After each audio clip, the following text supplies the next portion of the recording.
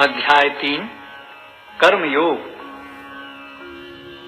अर्जुन ने कहा, हे जनार्दन, हे केशव, यदि आप बुद्धि को सकाम कर्म से श्रेष्ठ समझते हैं तो फिर आप मुझे इस घोर युद्ध में क्यों लगाना चाहते हैं? आपके व्यामिश्रित उपदेशों से मेरी बुद्धि मोहित हो रही है, अतः कृपा करके निश्चय पूर्वक मुझे बताएं कि इनमें से मेरे लिए सर्वाधिक श्रेयस्कर क्या होगा। श्री भगवान ने कहा, हे निष्पाप अर्जुन, मैं पहले ही बता चुका हूँ कि आत्म साक्षात्कार का प्रयत्न करने वाले दो प्रकार के पुरुष होते हैं। कुछ इसे ज्ञान योग द्वारा समझने का प्रयत्न करते हैं तो कुछ भक्तिमय सेवा के द्वारा। न तो कर्म से विमुख होकर कोई कर्मफल से छुटकारा पा सकता है और न केवल संन्यास से सिद्धि प्राप्त की जा सकती है। प्रत्येक व्यक्ति को प्रकृति से अर्जित गुणों के अनुसार विवश होकर कर्म करना पड़ता है, अतः कोई भी एक क्षण भर के लिए भी बिना कर्म किए नहीं रह सकता। जो कर्मेंद्रियों को वश में तो करता है, किंतु जिसका मन इंद्रिय विषयों का चिंतन करता रहता है, वह निश्चित रूप से स्वयं को धोखा देता है और मिथ्याचारी कहलाता है। दूसरी ओर, यदि कोई निष्ठावान व्यक्ति अपने मन के द्वारा कर्मेंद्रियों को वश में करने का प्रयत्न करता है और बिना किसी आसक्ति के कर्म योग प्रारंभ करता है, तो वह अति उत्कृष्ट है। अपना नियत कर्म करो, क्योंकि कर्म न करने की अपेक्षा कर्म करना श्रेष्ठ है। कर्म के बिना तो शरीर निर्वाह भी नहीं हो सकता। श्री विष्णु के लिए यज्ञ रूप में कर्म करना चाहिए, अन्यथा कर्म के द्वारा इस भौतिक जगत में बंधन उत्पन्न होता है। अतः हे कुंती पुत्र, उनकी प्रसन्नता के लिए अपने नियत कर्म करो, इस तरह तुम बंधन से सदा मुक्त रहोगे। सृष्टि के प्रारंभ में समस्त प्राणियों के स्वामी ने विष्णु के लिए यज्ञ सहित मनुष्यों तथा देवताओं की संततियों को रचा और उनसे कहा, तुम इस यज्ञ से सुखी रहो, क्योंकि इसके करने से तुम्हें सुख पूर्वक रहने तथा मुक्ति प्राप्त करने के लिए समस्त वांछित वस्तुएं प्राप्त हो सकेंगी। यज्ञों के द्वारा प्रसन्न होकर देवता तुम्हें भी प्रसन्न करेंगे और इस तरह मनुष्यों तथा देवताओं के मध्य सहयोग से सबों को संपन्नता प्राप्त होगी। जीवन की विभिन्न आवश्यकताओं की पूर्ति करने वाले विभिन्न देवता यज्ञ संपन्न होने पर प्रसन्न होकर तुम्हारी सारी आवश्यकताओं की पूर्ति करेंगे, किंतु जो इन उपहारों को देवताओं को अर्पित किए बिना भोगता है, वह निश्चित रूप से चोर है। भगवान के भक्त सभी प्रकार के पापों से मुक्त हो जाते हैं, क्योंकि वे यज्ञ में अर्पित किए भोजन प्रसाद को ही खाते हैं।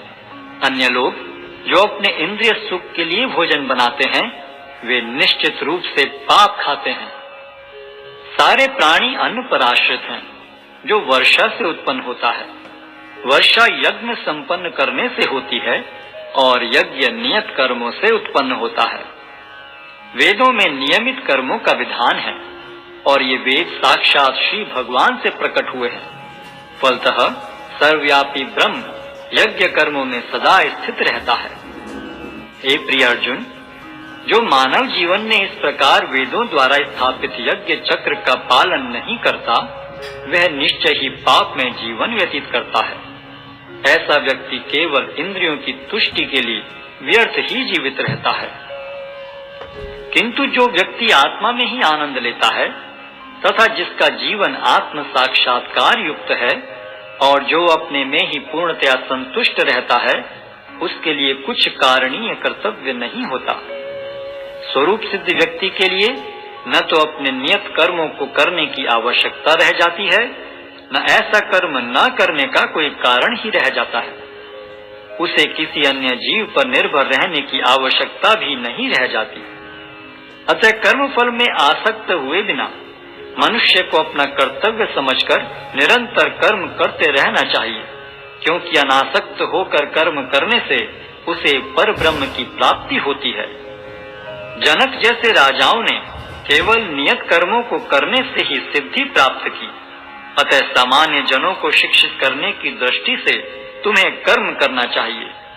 महापुरुष जो जो आचरण करता है सामान्य व्यक्ति उसी का अनुसरण करते हैं।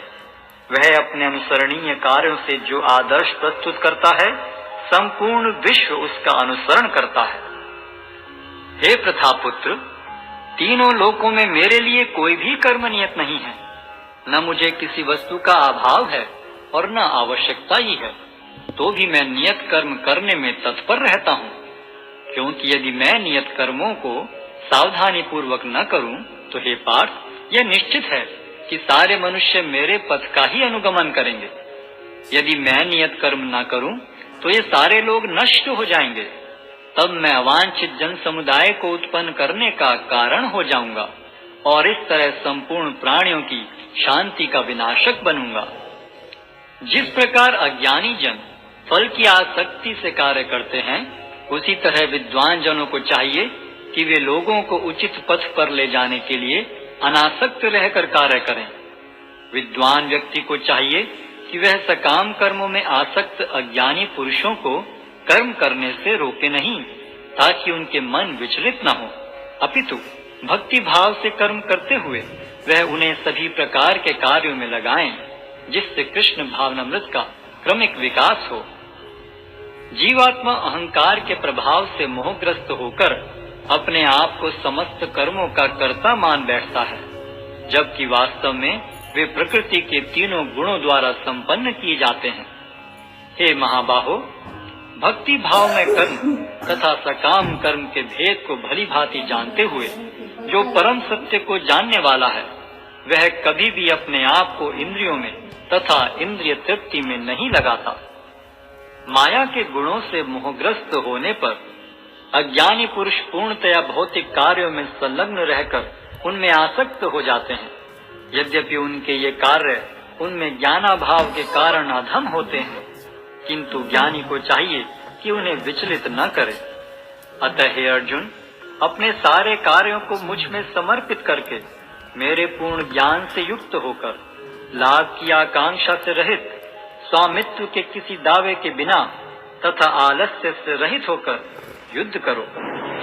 जो व्यक्ति मेरे आदेशों के अनुसार अपना कर्तव्य करते रहते हैं और ईर्ष्या रहित होकर इस उपदेश का श्रद्धा पूर्वक पालन करते हैं, वे सकाम कर्मों के बंधन से मुक्त हो जाते हैं। किंतु जो ईर्ष्यावश इन उपदेशों की उपेक्षा करते हैं और इनका पालन नहीं करते, उन्हें समस्त ज्ञान से रहित, दिग्भ्रमित तथा सिद्धि के प्रयासों में नष्ट भ्रष्ट समझना चाहिए।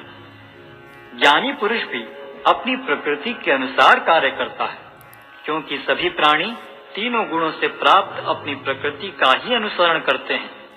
भला दमन से क्या हो सकता है? प्रत्येक इंद्रिय तथा उसके विषय से संबंधित राग द्वेष को व्यवस्थित करने के नियम होते हैं। मनुष्य को ऐसे राग तथा द्वेष के वशीभूत नहीं होना चाहिए, क्योंकि ये आत्म साक्षात्कार के मार्ग में अवरोधक हैं। अपने नियत कर्मों को दोषपूर्ण ढंग से संपन्न करना भी अन्य के कर्मों को भली भांति करने से श्रेयस्कर है। स्वीय कर्मों को करते हुए मरना पराये कर्मों में प्रवृत्त होने की अपेक्षा श्रेष्ठतर है, क्योंकि अन्य किसी के मार्ग का अनुसरण भयावह होता है। अर्जुन ने कहा, हे वृष्णिवंशी, मनुष्य न चाहते हुए भी पाप कर्मों के लिए प्रेरित क्यों होता है? ऐसा लगता है कि उसे बलपूर्वक उनमें लगाया जा रहा हो। श्री भगवान ने कहा, हे अर्जुन, इसका कारण रजोगुण के संपर्क से उत्पन्न काम है, जो बाद में क्रोध का रूप धारण करता है और जो इस संसार का सर्वभक्षी पापी शत्रु है।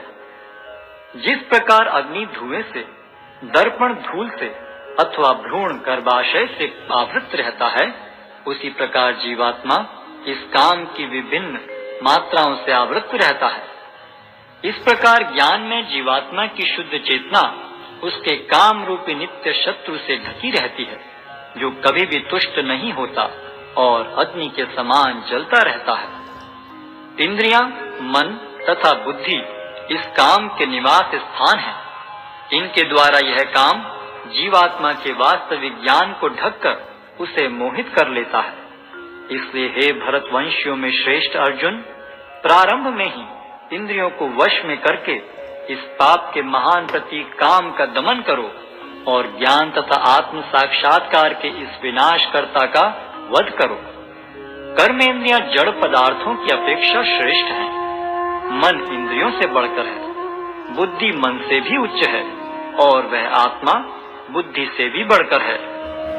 इस प्रकार हे महाबाहु अर्जुन, अपने आप को भौतिक इंद्रियों, मन तथा बुद्धि से परे जानकर और मन को सावधान आध्यात्मिक बुद्धि से स्थिर करके आध्यात्मिक शक्ति द्वारा इस काम रूपी दुर्जय शत्रु को जीतो।